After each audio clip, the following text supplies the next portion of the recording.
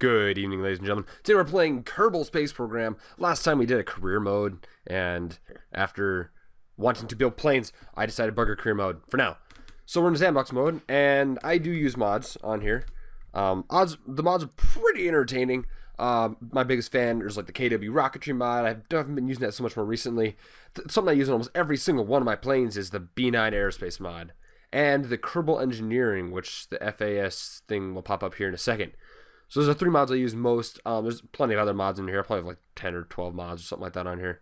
But this hypersonic front section, this thing's cool. Look how streamlined it is. So we're going to build something quick today, and I'm going to destroy this so we build something small.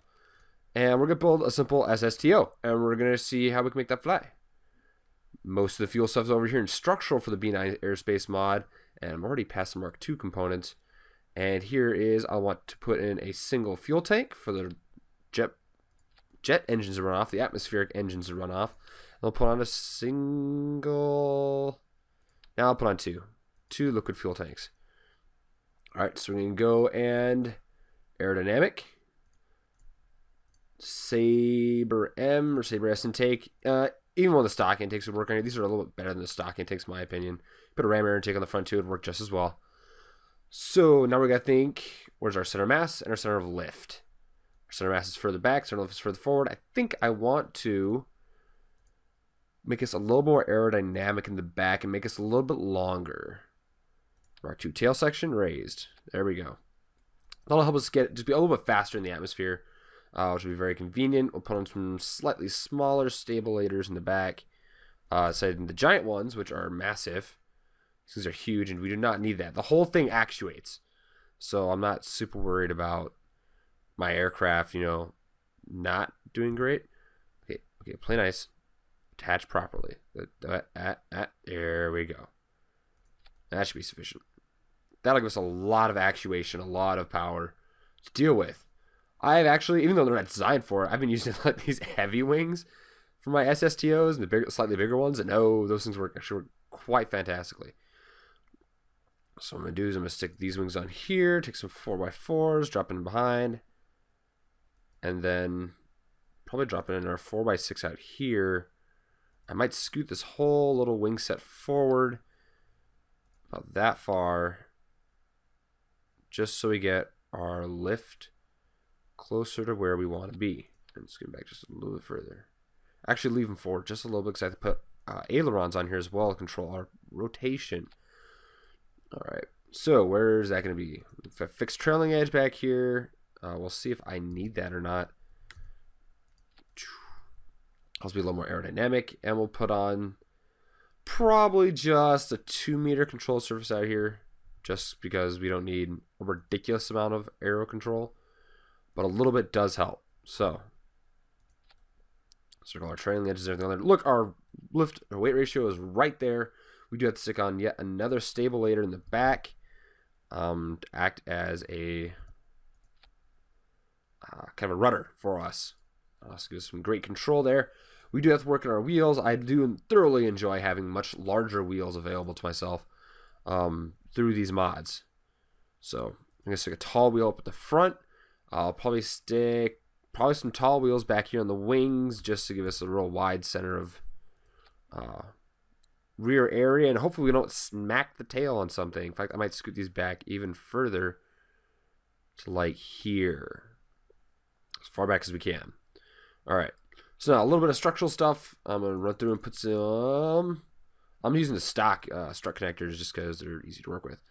I'll take it from about right here and bring it forward to the edge of the wing. And we're going to bring them from up here in the back of the cockpit back to this part of the wing. It should give us most of our structural integrity. We'll probably put some here too. This mostly just helps because of the ailerons, and the wheels as well are also on that wing. So the weight, I mean, the whole center section is going to come down because the wheels are out here and this isn't directly supported. So that's why we put those different parts and stuff in. In fact, having the top and the bottom helps a lot for the wheel weight and such. I just go ahead and just stick them onto that. There we go. And that'll give us a nice kind of triangles. Triangles are very good for structural capabilities. We will push forward to see if we can take off here. SSTO, basic. We have no engines. Basic one. We have no engines. We need to fix that. I'm going to pull these wings off for a second. And then I'm going to, not propulsion, structural, not necessarily, aero. Here's some engine mounts. These actually come in quite handy. Put on C so they get dropped appropriately. Go back to aerodynamics. We'll toss on some Sabre S intakes. Let's use dual Sabre S engines on this for simplicity purposes. Get a pre-cooler on there to keep the engine from overheating. These Sabre engines are known to do that. I've known them. I've had 4 of them blow up once on me on one of my larger SSTOs I built earlier. Come on. Play nice. Attach. Okay, now we'll match it over. There's that. We'll stick this on the edge of this. And use this wing to adjust our center of lift. There we go. You want to make sure your wheels are front and behind of your center of mass. Our front wheel's a little further back, but I think we'll be fine. The engine is here. The engine should operate properly. We do probably want to run another structural band or two to help keep these in better alignment. You get to larger aircraft, you might be looking at, get rid of those. Okay, you might be looking at using heavier connectors than these. These aren't super heavy connectors, but I'm not very much worried about it. So, and ideally, I would have thought to put on the engines before, and I would connect them as such. I'll probably connect them underneath as well. These don't weigh very much. They do weigh a little though. So each one we put on makes our aircraft a little heavier and reduces the aerodynamics a little bit. So I think this will work for us. Something that these engines are very specific about doing is they can switch engine modes. And this is the reason why we're using the Sabre engines. So we push 1 on the customs options button here. It'll switch between air breathing and rocket mode. And so when it's on air breathing, we have extra regular fuel for the when we're on air breathing systems. So that's nice. They'll have a whole set of fuel they can use for that. And it's actually a lot more fuel than we need. But it doesn't weigh very much, so I'm happy to have it along. Let's see. So now we're going to go into the FAR CAS, FAR Control and Analysis Systems. If I go to Control Surfaces, I can come back here, and this helps a lot with flying things very well. You see here we have our stabilators, our elevators in the back. I do not want them to control my pitch or my yaw. I could set them up as flaps or brakes. That's something you can set up if you want to do something like that. This one is the ailerons out here, so they do not control my pitch or my yaw. They only control rotation. Actually, I did this one wrong. We want these control pitch, not rotation. And this stabulator in the back, we do not want it to control rotation. It can't control pitch, but we don't want to control pitch either. If in the event that you hit the aileron button and this isn't set up, the rudder will try to spin your aircraft too, and since it's not symmetrical to the bottom, it will cause all kinds of aerodynamic fun. So let's see if the plane sits on the runway without blowing up first.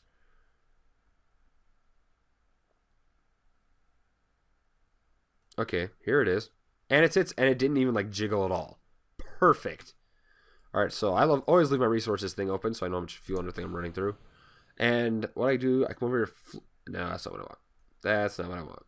I want FAR flight data. And this actually gives you your air requirements for how much percent air the engines are using, or how much you have, and 100% is how much they need. So we'll find out now if our landing gear is all straight, which it should be. I didn't make any angle corrections. Now let's see if we can actuate up into the air. There we go. Turn the SAS on to keep it steady while I'm working with the gear.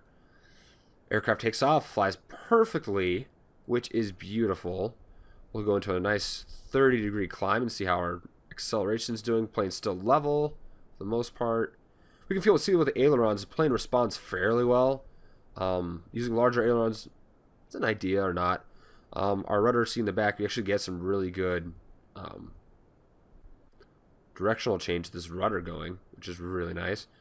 And the stabilators actually give us a fair amount of control in the back too. As the elevators. We are doing quite well, and we will be flying up to a certain altitude. Until then, I'm climbing about 30. I'll let you guys know when we start to make a turn off of 30. So we're about to make this turn off of 30 degree climb here.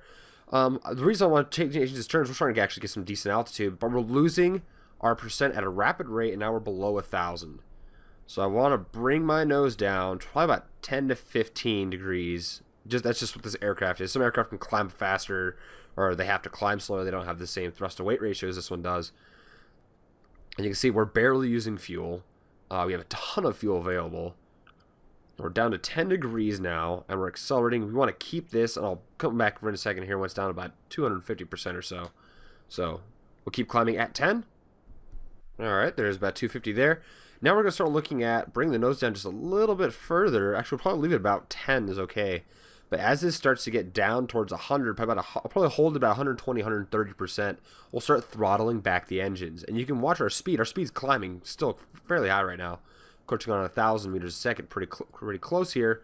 Approaching at 22, just over 23, approaching 23,000 meters a second. I mean, not meters a second, meters high. Which is, you can see the atmosphere bar here, we're getting up there. So now what I'm going to do is start throttling back the engines, and notice our speed will still be climbing. I'm actually still climbing fairly strong. We should probably be able to get over about 1,300 meters a second, probably faster than this in this little ship here. So I'm going to keep tapping control to bring the throttle back to hold about 120% or so. Depending on how fast it's falling, you can hold it like 103%. But do realize if you're flying with dual engines, especially as far as they are out in the wings right now, even if they're like on the fuselage next to each other, that if one engine goes out, your ship very quickly goes into a spin.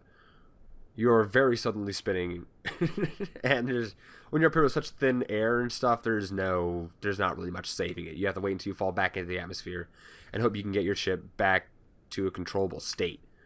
So, let's see, we're down to a third throttle, just closing below a third. And as you get down real close to the bottom here, these numbers jump a lot. The engines require very little air as you start getting really far down to your throttle band. We're still accelerating still. We are nose up quite a bit now. Nearly 20 degrees. I haven't changed that. The SAS is still on. I haven't touched any of the controls. That's us going around the planet. The planet is falling away from us. You see, even down at like a 6th throttle, we're still gaining speed. You can sit here for as long as you want. Don't you dare burn out. And the engines pretty much aren't even functioning anymore. So what we're going to do is we're going to click 1, and we're going to full throttle. This will bring, clicking 1 turns our engines over to rocket mode. As you see, we're now accelerating quite some bit. We have just technically entered orbit. Our top of orbit is only 39,000. We'll probably fly from the rest of it in here just so we know how high we're going. Oh, there's our flying wing. Oh, there's a wide-body experiment. We'll probably look at those later. If you can at all bring your nose up, the Sabre rockets do have vectoring capabilities, which is quite nice. You shouldn't be able to see it much. There it is. There you can see it moving a little bit. It helps. Since your control surfaces really don't do much up here in the air, it's especially nice about having larger control surfaces. They help a little bit more, but definitely a thought would have been RCS. That definitely would have been a thought. We're up to 85,000, 94,000 kilometers now with our orbit. So don't you mess with that. Don't. Stop. I don't care about the SSTO flying wing. Bring this out until they start to spin from each other so you know you're high enough. We'll wait until we hit this target and we will be fully in orbit. And you can see we got a ton of fuel left. Really didn't burn much getting up here. And that's part of backing off in the air engines and such. And using our atmospheric engines as much as we possibly could. This isn't even done with its liquid fuel yet in the front. That means these still have full of liquid. Oh, why is this one have not much in it? Is it auto balancing? That would be sick. All right, a little further down. Come on, keep going. All right. So for small aircraft, you know, the torque off the cockpit, it works enough in space that you can spin yourself. If you need to do any kind of docking, you definitely need RCS modules. The ability to translate your area in space is really helpful. Put ourselves right on our pointer here, and we will go ahead. Where is our number? 3 minutes, 25 seconds. Nope. We're going to go ahead and fast forward 4 times until we get up high enough into space. There we go. Now we can translate a little bit faster. Translating. There we go. 2 minutes. All right. Down to 1 minute. This shouldn't take us very long. At 231 minutes, it should not take us very long at all to make this transition. Keep fast forwarding at 5 times in order to get this time down a little further. I think it's only take about 10-15 seconds maybe for us to do what we want to do here. All right, throttle up. What do you know? 10 seconds. That was a total guess too. I haven't even been playing this that much recently. Anywho, this just gives us a ballpark for what we want to do. Come out to the map here and check what you want to do. It just gives, these little pointers just give you a ballpark. Unless you're setting it very specific, like you want to interject yourself into a moon orbit or something like that, a moon orbit. So now we can see we are at 93,000 here, 97,000 here. We're in a full orbit. It's not perfectly circular, but it's pretty nice. We are not using, because our SAS is on, we're using electric charge. We can turn that off and not use electric charge, which is very nice. We have plenty of liquid fuel, plenty of oxidizers. We definitely could even take this thing around the moon and back. It really doesn't use much fuel once we're out here. As you see, this aircraft attempted to get itself out to the moon, and it was actually on an intercept, but I left the throttle going just too long. There's the mun, and he actually might be able to burn himself out to min-miss. That wouldn't be too hard. Let's see, I get to go ahead and switch this since this aircraft is not doing anything. Let's look at this guy. I can't remember exactly which aircraft this is. There he is. Built him a little bit bigger than not. This is Sabre M engines. He does have solar power, so continuously keeps his batteries going. Does have a full bay here. So I hit 2, the cargo bay opens up, which is empty right now. I was kind of just experimenting to flying. This is a very large aircraft. Not very large, I should say. But it is a much larger aircraft with a significant payload it could pull up. I'm not sure about the weight, but the volume is there. So, and this thing is easily on its way to the moon. It still has like a third fuel left. Tons of fuel. This is full of fuel. This is full of fuel. Is there a little? No, there's not a little piece in there. But it's just, you can see there's air intakes all over it, above and below. I just put air intakes everywhere. It does well. It flew very well. I'm really pumped. So, hope you guys enjoyed this so far, and hope you guys have a great rest of your day. I look forward to doing a little more Kerbal. Still like Eve. Eve's awesome and fun. I love spaceships. They're great. You guys have a great rest of your day. Hope you guys come back for more spaceships. You guys have a great